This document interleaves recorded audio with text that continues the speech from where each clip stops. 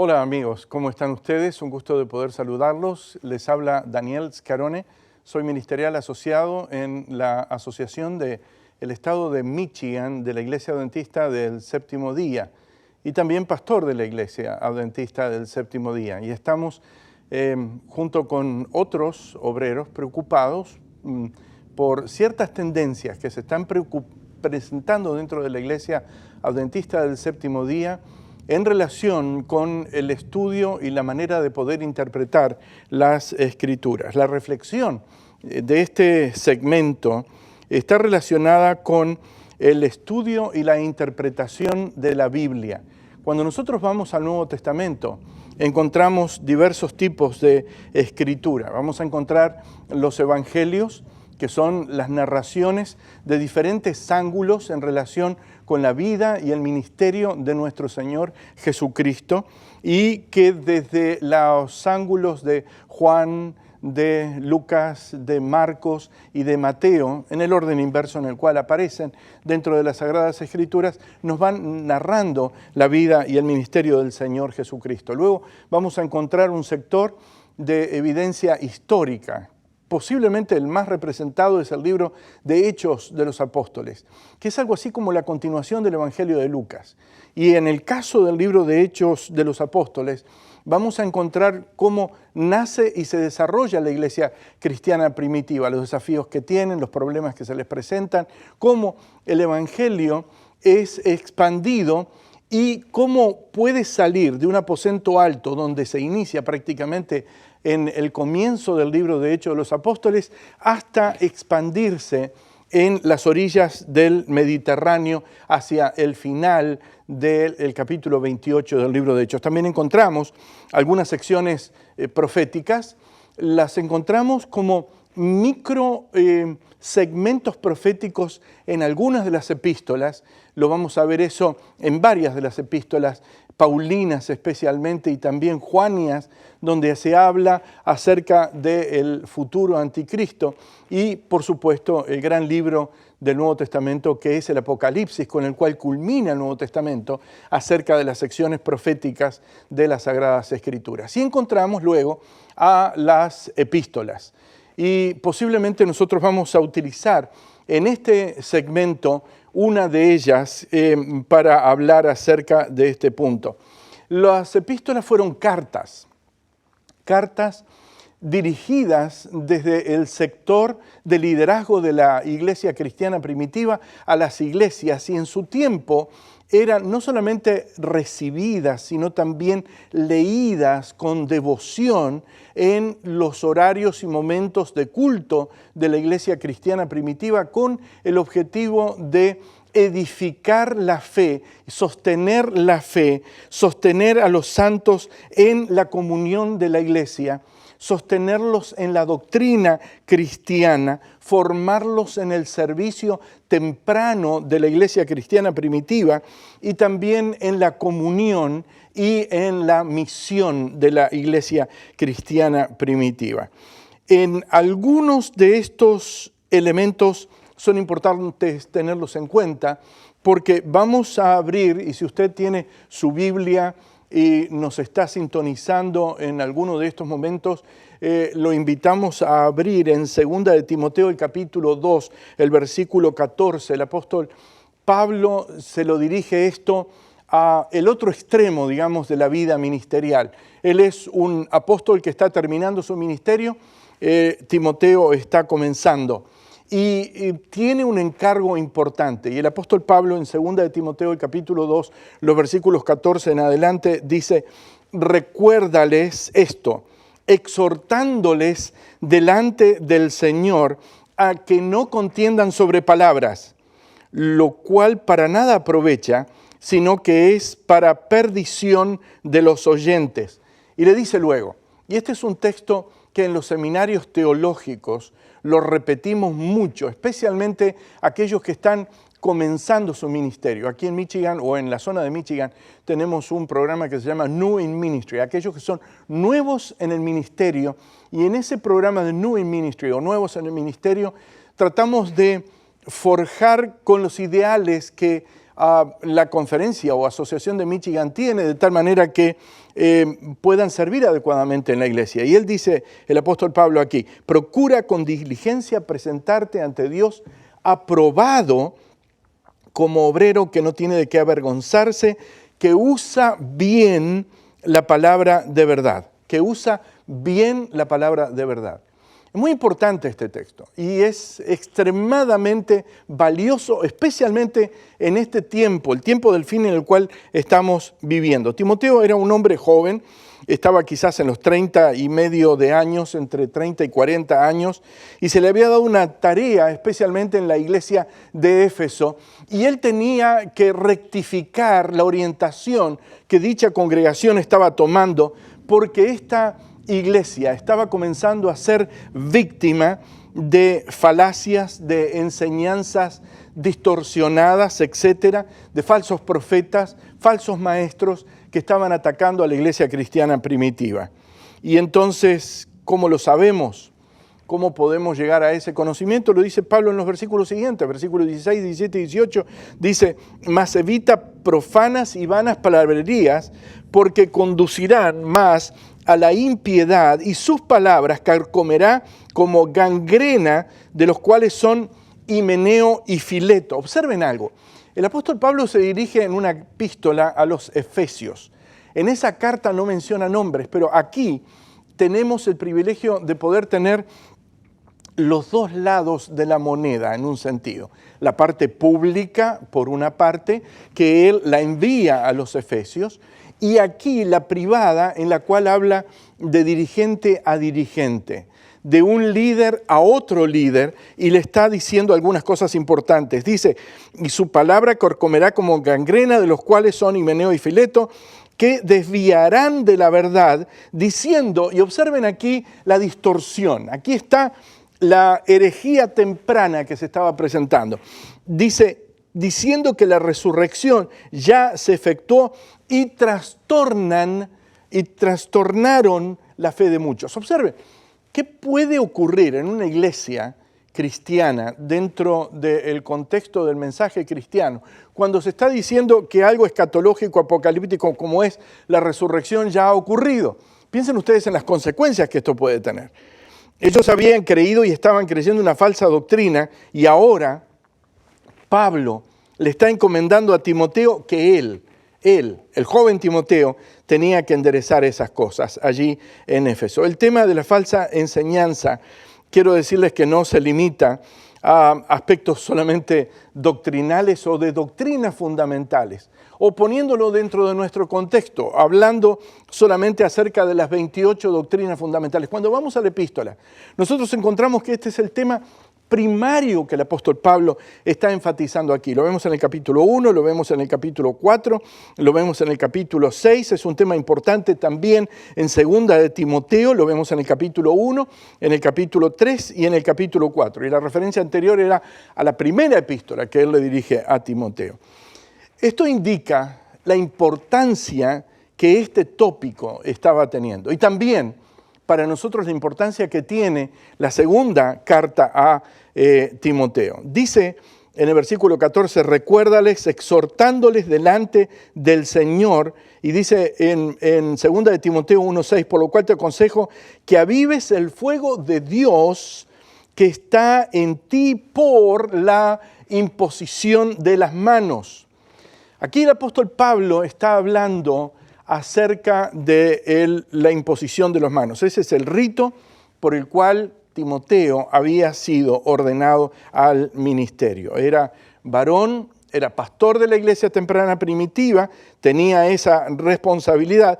Y este pasaje nos está refiriendo a nosotros el cuidado de la responsabilidad paulina de haber señalado este aspecto. Es decir, Timoteo no solamente era responsable para con Pablo, quien lo había ordenado, se lo recuerda, sino también para con el Dios que lo había ordenado en esa función. Aquí encontramos definitivamente un desafío muy importante. Y este desafío tiene que ver con atender aquellas cosas que estaban ahora debilitando a la fe en la iglesia cristiana primitiva. Hoy en día nosotros encontramos que a través del Internet están llegando muchos mensajes que están trayendo dudas, que traen variado tipo de enseñanzas, muchas falsas enseñanzas y también herejías, distorsiones que van confundiendo a las personas. Los vemos, por ejemplo, en el caso de la negación de la doctrina de la Trinidad, la negación de la divinidad del Señor Jesucristo, de la negación de la autoridad de las Escrituras, de la negación de la salvación por la gracia, falsas ideas acerca de la vida espiritual, falsas ideas acerca y tergiversaciones acerca del carácter, la naturaleza y la obra de Dios, tergiversaciones acerca del carácter, la naturaleza y la obra de Cristo, tergiversaciones, distorsiones acerca del carácter, la naturaleza y la obra del Espíritu Santo. Y básicamente eso a mí, en lo que concierne, me movió a explicar mejor acerca de este aspecto. ¿Qué podemos decir acerca de las falsas enseñanzas? Es muy importante que nosotros entendamos que están afectando las mentes y los corazones de los falsos maestros. Y déjenme decirles algo. Estos falsos maestros son falsos maestros porque han sido falsos creyentes. Han creído en lo erróneo y han elegido creer lo erróneo antes que creer lo verdadero. Y eso es lo que los hace falsos maestros. Ahora, debemos entender algo. La Biblia es la palabra de Dios en lo que afirma la Biblia, no en lo que no dice la Biblia. Y definitivamente aquí nosotros nos encontramos con algunos falsos maestros que están distorsionando lo que dice la Biblia. Y debemos entender que hoy hay muchos que quieren imponer prácticas que están fuera del universo, de lo aceptable y de lo conocido dentro de las Sagradas Escrituras. Y algunos dicen que hay cosas en la Biblia que son silencios de la Biblia. Pero se equivocan. Permítanme decirles lo siguiente. No son los silencios de la Biblia los que tienen autoridad para la práctica de la vida de la fe. No son los silencios de la Biblia los que pueden gobernar ese aspecto. Debemos aceptar la autoridad de la Biblia por lo que la Biblia dice, por lo que la Biblia afirma, por lo que está en la palabra de Dios. No por lo que no está en la palabra de Dios. Los silencios de la Biblia no son autoridad, pero en relación con algunos de los puntos que nosotros vamos a presentar, quiero decirles que la Biblia no guarda silencio. No hay silencio sobre este aspecto. Y el apóstol Pablo dice, recuérdales, exhortándoles delante del Señor, a que no contiendan sobre palabras, lo cual nada aprovecha sino que es para perdición. ¿Qué quiere decir Pablo con esto? Está utilizando aquí una expresión que en griego es logomaquia. Logomaquia. La expresión logomaquia significa una guerra o una contienda o una batalla de palabras o de vocablos. Y es uno de los elementos que en algunas ocasiones encontramos que los falsos maestros utilizan y que están a veces confundiendo las mentes de las personas. Pensamos en palabras, tenemos ideas que llegan a la mente y la guerra de las palabras a veces distorsionan algunos de los pensamientos. Pero Pablo invita aquí a evitar el debate, a evitar la logomaquia, a evitar la contienda. Y de hecho nosotros no debiéramos presentar la verdad divina en confrontación con la filosofía que reina en el mundo. Ni debemos someter la consideración de la palabra de Dios ante aquellos que quieren destruirla, porque la autoridad de la Biblia es la que debiera regir la cultura, no la cultura la Biblia. Es la Biblia la que debe dictar el mensaje a la cultura en la cual nosotros estamos, pero no someter la Biblia a la autoridad crítica de la cultura contemporánea. Y es interesante, dice aquí Pablo, procura con diligencia presentarte a Dios aprobado como obrero que no tiene de qué avergonzarse, y dice aquí que usa bien la palabra de verdad. Es interesante este punto que plantea Pablo aquí acerca de la vergüenza. El diccionario describe vergüenza como esa sensación dolorosa que surge de la conciencia de una persona por haber hecho algún tipo de acción que es deshonrosa. Eso produce en la persona, dice el texto aquí, vergüenza.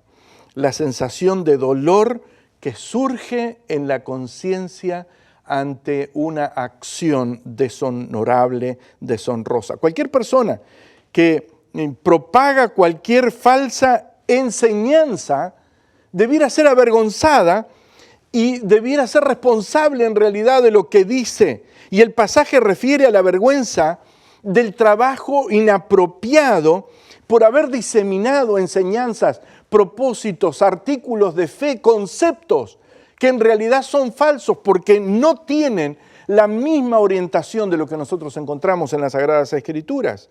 En otras palabras, el trabajo descuidado al trazar la palabra de Dios, el apóstol Pablo dice aquí, es digno de condena, no de encomio. Es digno de rechazo, no de aceptación. Permítame decirlo de una forma sencilla aquí. Cualquier persona, no importa el título que tenga, no importa que sea un PhD, que tenga un grado doctoral, que tenga un grado en doctorado en ministerio o en algún otro nivel, cualquier persona que tergiversa o malinterprete la Biblia, ignora, distrae de la palabra de Dios el sentido y está trayendo una falsa enseñanza que desviará en el último tramo a personas de poder conocer la verdad y de andar en el sentido del camino, en el recto sendero que el Señor quiere que esa persona ande, y es digna, según dice aquí el apóstol, de ser avergonzada. ¿Cómo evitar ser un maestro que deba avergonzarse de lo que está presentando? ¿Cómo evitar ser avergonzado delante del tribunal del Señor? En primer lugar, el apóstol Pablo se lo dice aquí, debemos ser, la palabra es diligente.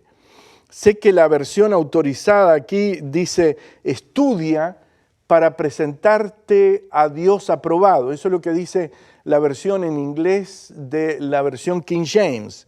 Pero en realidad quizás la palabra es lo que mueve el original, es el sentido de ser diligente.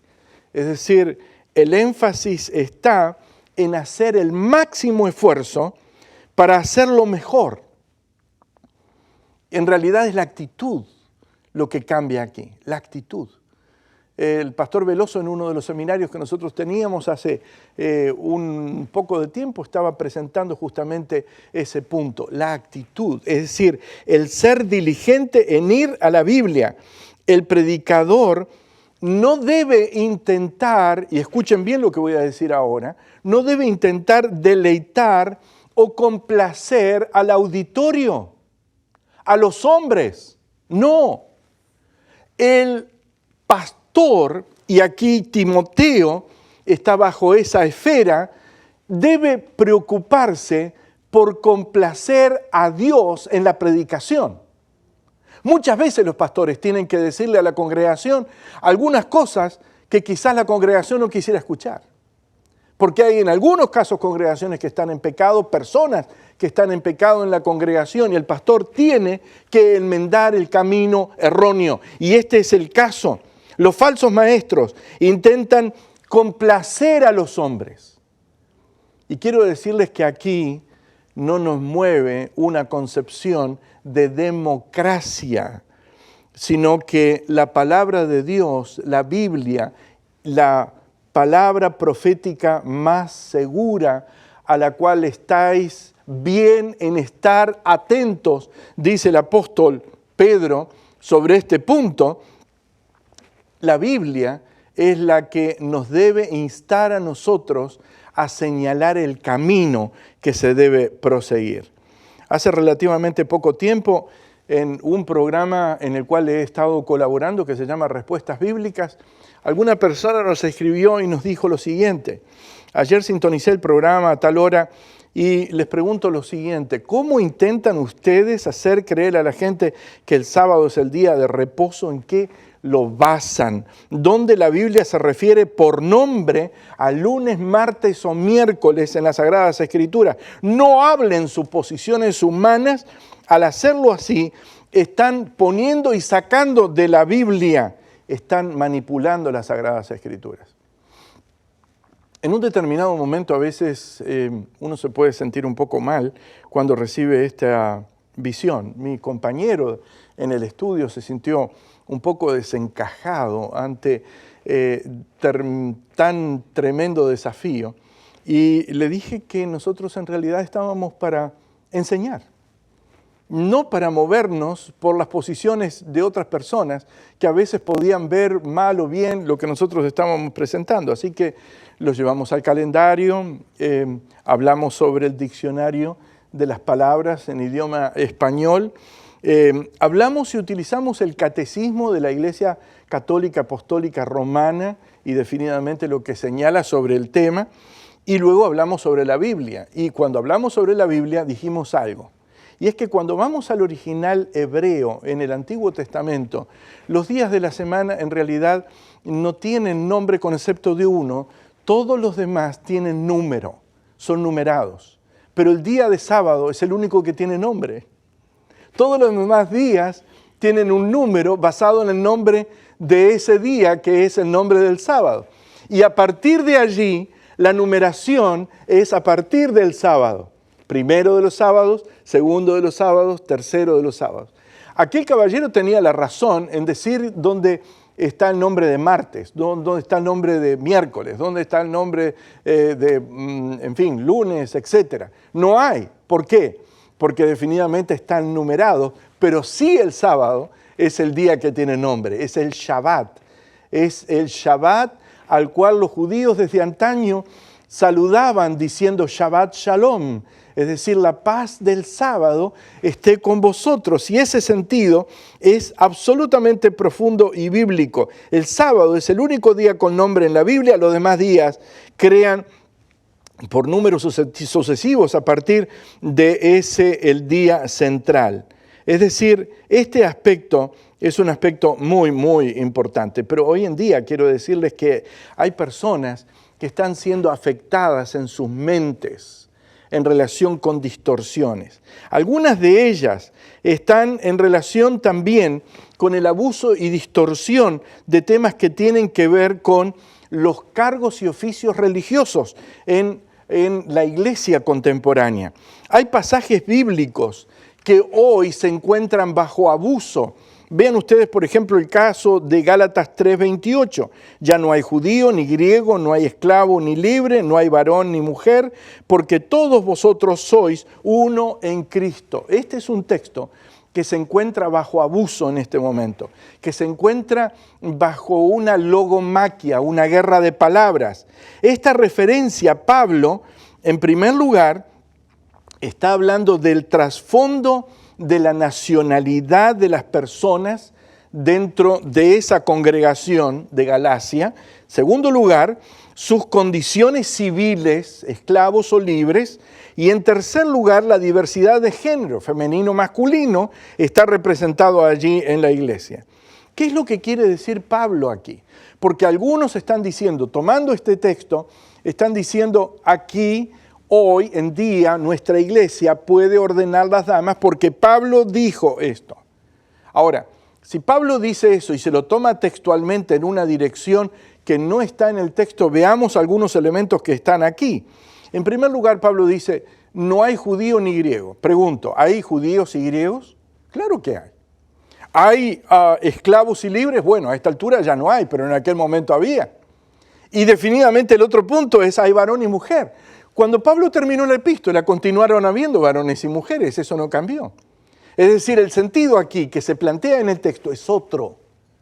Y ese sentido es el que nosotros debemos captar para entender cuál es el punto. Aquí Pablo está hablando de la salvación.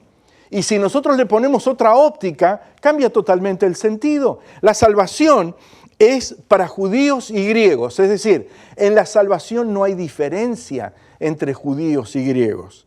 La salvación es para esclavos o libres. Es decir, serán salvos aquellos que sean esclavos o libres. No tienen distinción.